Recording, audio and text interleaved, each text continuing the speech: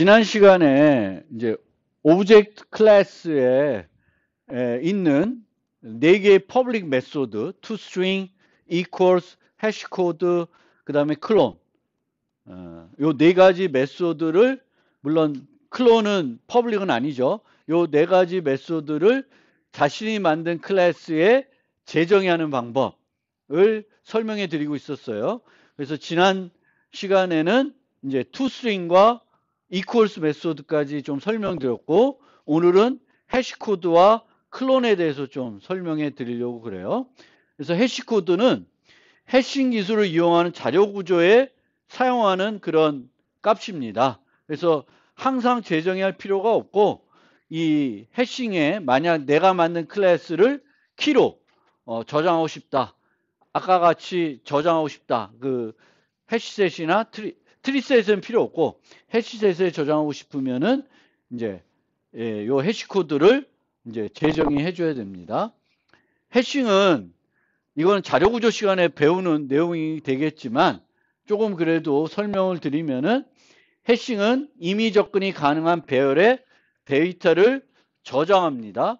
근데 이 저장할 때 저장할 위치를 계산해야 되겠죠. 그래서 그 위치를 계산하는 함수가 해시 함수가 되겠고, 자바는 그 클래스에 정의되어 있는 해시 코드를 이용해서 그 객체의 해시 값을 계산합니다. 근데 이렇게 계산된 해시 값을, 그게 해시 값이 바로 저장 위치가 되는 건 아니고, 한 번 더 그 해시 테이블의 용량으로 나머지 연산을 계산해서 최종적인 위치를 계산하게 됩니다. 그래서 그렇게 되겠고요. 저장할 위치를 결정하는데, 여기에 이제 한 번 더 테이블의 용량만큼 나머지 연산을 하게 되는 거고요. 데이터 전체를 이용해 계산할 수 있고, 일부를 이용해서 계산할 수 있는데, 이제 일부를 이용할 경우에는 이제 충돌이 더 많이 발생할 수 있는 여지는 있습니다. 그래서 더 많은 데이터 갖고 차별화해서 다른 거는 다른 값을 주도록 만드는 것이 원래는 더 효과적인 방법입니다.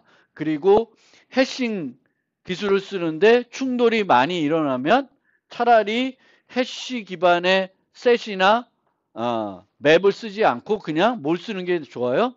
트리 기반의 집합자료 구조나 아니면 맵을 쓰는 게 더 낫습니다. 그래서 해시 코드를 만드는 게 복잡하다고 생각하면은 해싱 쓰지 마시고 트리 맵이나 트리 셋을 쓰는 게 편할 수가 있습니다. 그래서 충돌이 발생할 수가 있습니다.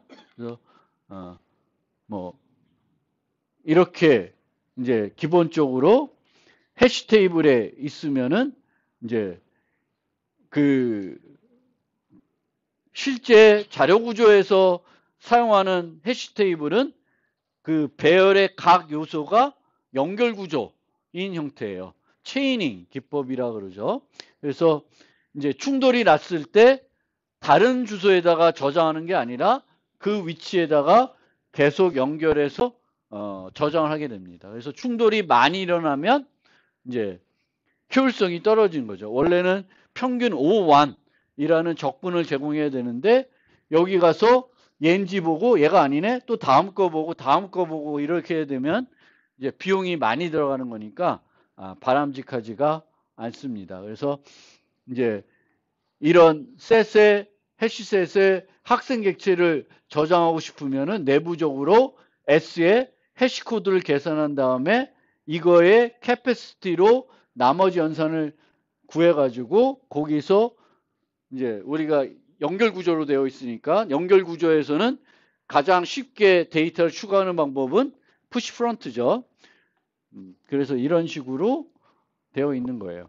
맵은 이제 집합은 데이터만 들어가는데, 이제 맵은 데이터만 들어가는 게 아니라 이제 데이터와 어떤 값이 같이 들어가는 거죠. 예를 들면 여기처럼 홍길동하고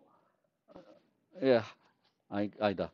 학번으로 키를 쓰고 학생을 저장하면 이제 학번이 키가 되겠고, 요 위치에는 이제 학생 객체의 주소가 들어가 있는 형태로 맵이 구성이 되는 거예요. 그래서 요 키를 이용해서 그 키와 연관된 값, 객체를 내가 빠르게 얻을 수 있는 게 맵이라는 게 되는 겁니다. 그래서 맵은 요게 키, 요게 값.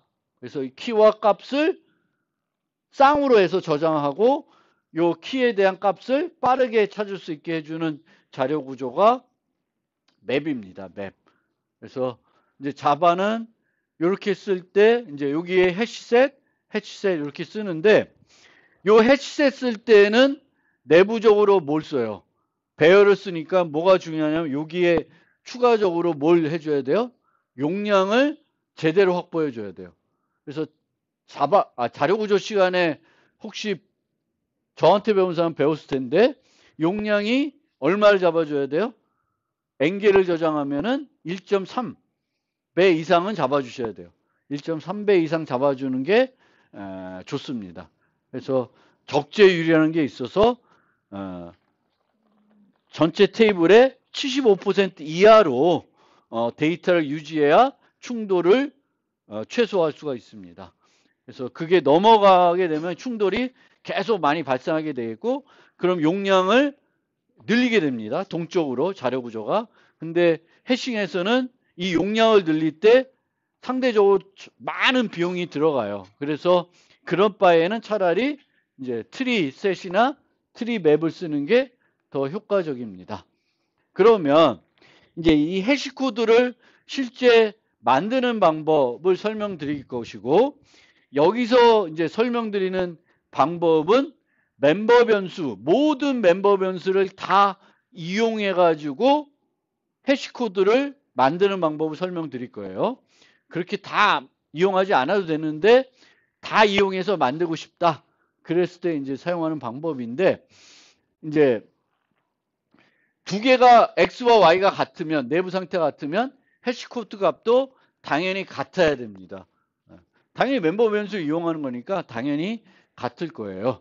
그런데 서로 데이터가 다를 때 서로 데이터가 다를 때 똑같은 해시 값을 만들어 주면은 이 해시 함수는 좋은 해시 함수예요, 나쁜 해시 함수예요. 나쁜 해시 함수가 되는 거죠.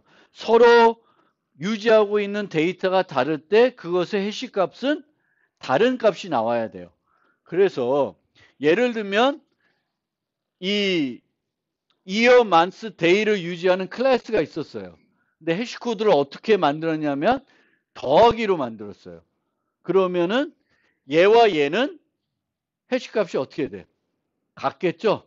그러면 그거는 좋은 해시 함수예요? 아니에요? 아닙니다. 그래서 교환 법칙이 성립하는 연산을 가지고 해시 함수를 만들면 안 돼요. 그래서 그렇게 만들면 안 되고 XOR도 마찬가지입니다. 아까 XOR도 세 값을 XOR나 순서를 바꿔서 XOR하나 결과값은 어때? 똑같죠? 그러면 여전히 충돌이 많이 일어나는 형태의 해시 코드가 되는 거예요. 그래서 바람직하지 않고 보통 이제 해시 함수를 만들 때 이제 문자열을 해시하는 함수를 살펴보면은 31 곱하기 개별 문자를 막 반복적으로 해요. 그러니까 어떤 식이냐면은 이런 문자열이 있을 때 보통에 쓰는 방법이 A 곱하기 31의 2승 B 곱하기 31 더하기 C 이런 식으로 계산을 해요. 그러면 위치에 따라서 달라지겠죠. 그러니까 ABC와 BAC는 결과적으로 다른 값이 되겠죠. 위치에 의해서 적용되는 값이 달라집니다.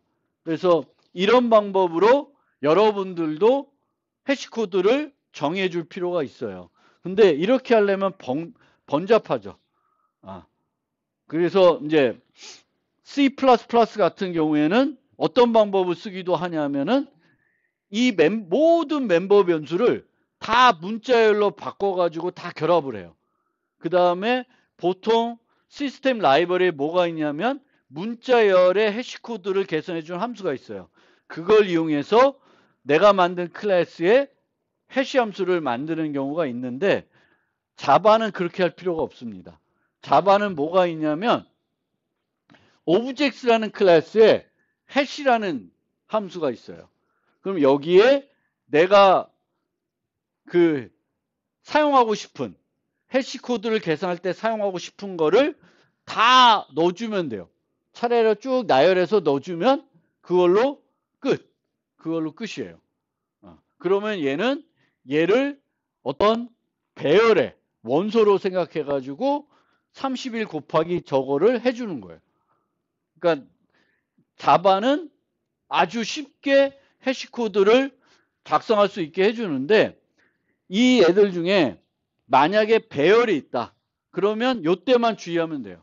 배열이 있을 때 그냥 배열 2가 배열인데 arrays 해시코드를 쓰지 않고 2만 넣으면 배열의 주소만 갖고 계산을 해요. 배열의 주소가 아니라 배열에 있는 각 요소의 값들을 이용해서 해시코드를 계산하고 싶으면 arrays 해시코드를 계산한 다음에 결합해서 해시코드를 계산하는 게 더 맞는 방법입니다. 그래서 얘가 원시 타입인지 객체 타입인지는 상관없어요. 그냥 주면 되는데 뭐만 주의하면 돼요? 해시코드 만들 땐 배열인지만 주의해야 되고 배열인 경우에 배열의 각 개별 요소들의 값에 따라서 다른 해시코드를 주고 싶다. 그러면 arrays 해시코드라는 걸 이용해서 배열의 해시코드를 구하고 그 값을 입력을 줘서 구하면 돼요. 그러니까 자바에서는 해시코드를 만드는 게 어렵지 않습니다. 그래서 이것만 알고 있으면 돼요. 오브젝트의 해시라는 함수만 알고 있으면 해시코드를 만드는 게 어렵지 않습니다. 개념만 이해하고 있고 만들 때는 오브젝트의 해시를 써주시면 돼요. 그 다음에 오브젝트에 있는 재정해야 되는 4가지 메소드 중에 가장 조금 난해한 메소드가 바로 클론 메소드예요. 클론 메소드는 객체를 복제할 때 사용하는 메소드가 됩니다. C++에서는 복사 생성자라는 걸 이용해서 객체를 복제하는데 자바는 복사 생성자를 사용하지 않고 클론이라는 걸 쓰고 있습니다. 그래서 왜 클론이라는 걸 쓰냐? 이 객체를 복제할 때는 여기 어디 있나? 얕은 복사와 깊은 복사라는 개념이 있어요. shallow copy, deep copy. 그래서 이런 애를 복제를 했는데 이렇게 복제가 되면 얕은 복사에 해당되는 거고 이 애를 복제했는데 이런 모습으로 되면 깊은 복사가 되는 거예요. 그래서 이제 우리가 객체가 어떤 거 있을 때 이 객체에 뭐 오브젝트 그래프라는 걸 그릴 수가 있어요. 이 객체는 이 객체를 유지하고 있고 이 객체는 얘네들을 유지하고 있어요. 그럼 깊은 복사를 하면은 요 각각을 다 복제를 해줘야 되는 게 깊은 복사예요. 얕은 복사는 여기 있는 내용을 여기로 메모리 복사해 주는 거예요. 그럼 어떻게 되냐? 이렇게 되는 거예요. 얘는 없고. 복제를 했는데 여기 있는 얘는 똑같은 이 객체를 알고 얘도 얘 객체를 가리키는 그런 형태가 되는 거예요. 그래서 요거를 얕은 복사라 그러고요. C++는 얕은 복사를 하지 않고 멤버 기반 복사라는 걸 해줘요. 자동 제공해 주는 거. 그건 조금 또 달라. 조금 또 다른데 자바에서는 그냥 얕은 복사, 깊은 복사가 있습니다. 그래서 그 오브젝트에 클론이라는 메소드를 만들어 놨는데 이 클론이라는 메소드는 얕은 복사를 하는 기능을 만들어 놨어요. 어떤 클래스든지 얕은 복사를 할 수 있는 코드를 만들어 놓은 거예요. 그러면 나는 얕은 복사만 하면 돼. 그러면 특별히 이제 간단하게 재정의 할 수가 있습니다. 오브젝트인 걸 그대로 쓰면 되니까 되는데 만약에 내가 얕은 복사를 하면 안 되고 내 클래스는 복제할 때 깊은 복사를 해야 돼요. 그러면은 이제 깊은 복사하도록 이제 콜론을 잘 재정의 해줘야 되겠죠. 그래서 내가 얕은 복사를 해야 돼, 안 해야 돼, 이런 걸 잘 이제 생각을 해봐야 됩니다. 혹시 C++에서 언제 깊은 복사를 해야 됐죠? 원시 타입만 유지하고 있다. 깊은 복사 필요해요? 필요 없죠. 근데 동적 할당하는 포인터 타입의 멤버 변수를 내가 유지하고 있어요. 그러면 걔는 깊은 복사 해야 돼요? 안 해야 돼요? 깊은 복사를 해야 되죠. 왜냐하면은 동적 할당하는 멤버 변수를 가지고 있으면 C++에서는 소멸자에서 걔를 딜리트를 해요. 근데 복제가 돼서 아까처럼 이렇게 만들면 얘가 딜리트되면 같이 유지한 애를 또 딜리트 해버려서 문제가 심각해져요. 그래서 이렇게 동적 할당하는 애들이 있으면 해줘야 돼요. 근데 자바는 어때요? 자바는 모든 애들을 동적 할당하죠. 그러면 객체가 또 다른 객체를 멤버 변수로 유지하면은 어떻게 해야 돼? C++ 입장에서 보면은 어떻게 해야 돼? 깊은 복사를 해야 되는 거예요. 왜냐하면 객체를 이렇게 안에 유지하는 경우는 자바에는 없습니다. 항상 객체는 뭘로 유지해요? 참조 변수로 유지하죠. 그러니까 항상 자바는 다 이런 형태예요. 그러니까 기본적으로 C++ 생각을 하면은 자바에서 객체 그 클래스가 원시 타입만 유지하는 게 아니야. 멤버 변수로 객체 타입을 이용하고 있으면 무조건적으로 깊은 복사를 해줘야 돼요.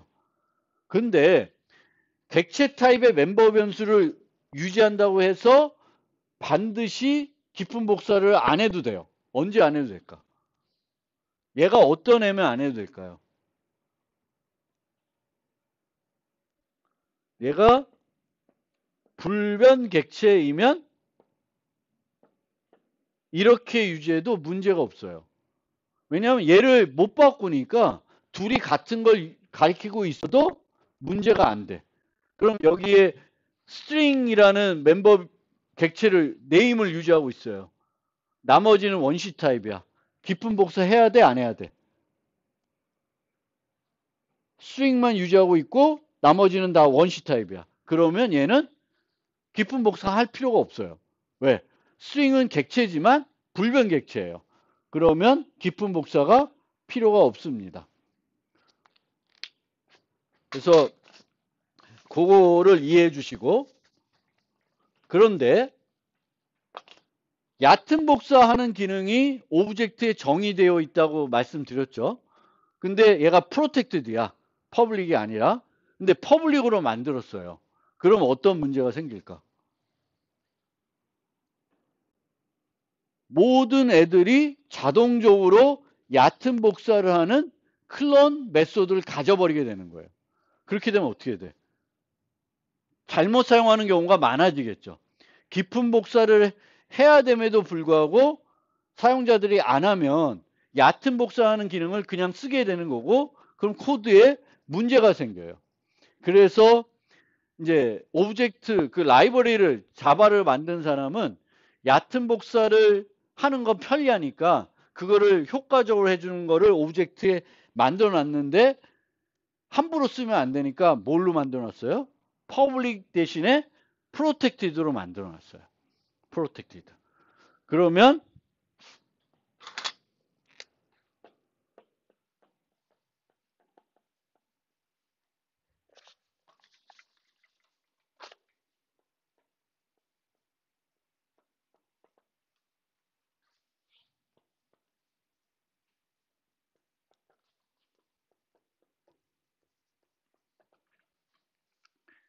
이렇게는 쓸 수가 없죠. 요 학생 객체를 오브젝트 타입의 리모컨으로 유지할 수는 있죠. 그렇죠?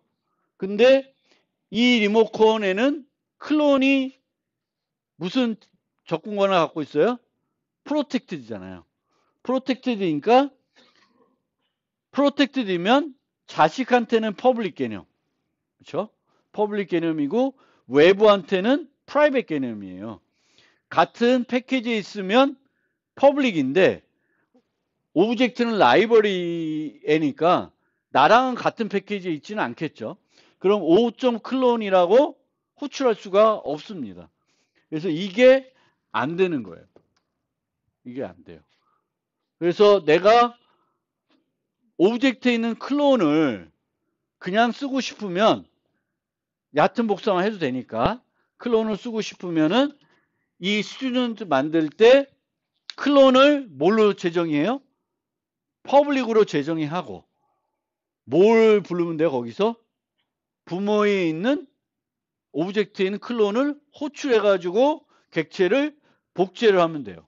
그러면 클론, 얕은 복사라는 클론을 그냥 만들 수가 있는 거예요. 근데 깊은 복사를 해야 돼. 그럼 오브젝트에 있는 클론을 부르고 나서 걔를 안 부르는 게 아니라 불러요. 왜냐하면 멤버 변수가 하나가 아니라 여러 개일 테니까 그 중에 문제가 없는 건 뭘 하면 돼? 얕은 복사를 하면 되고 뭐만 추가적으로 복제해 주면 돼요? 문제가 되는 애들만 추가적으로 복제해 주면 돼요. 그래서 이제 이런 형태로 자바는 클론이라는 걸 만들어줬지만 함부로 쓰면 안 되기 때문에 프로텍트를 만들어놨어요. 그게 첫 번째 안정장치이고 그렇게만 한 게 또 미덥지 않아서 두 가지 또 하나의 안전장치를 해놨어요. 뭘 해놨냐면 내가 재정의 할 때에는 뭘 해야 되냐면 implements clonable를 이제 구체화하게끔 해야 돼.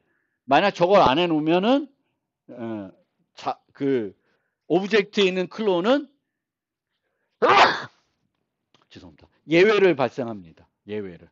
그래서 저기는 왜 해놨을까? 또 추가적인 두 번째 안전장치인 이 클로너블을 상속하게 만든 이유에 대해서는 잠깐 쉬었다가 설명해 드리겠습니다.